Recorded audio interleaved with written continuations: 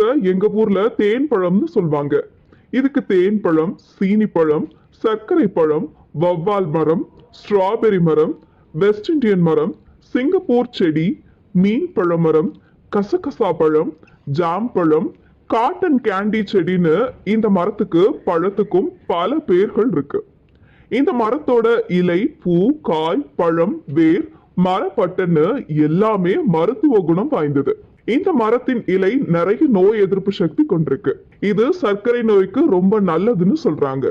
இந்த செடியோட பூ வலிப்பு நோய்க்கு ரொம்ப நல்லது அப்படின்னும், பழம் பிரஷர், கேன்சர், தலைவலி போன்ற நோய்களை குணப்படுத்தும் அப்படின்னும் சொல்றாங்க.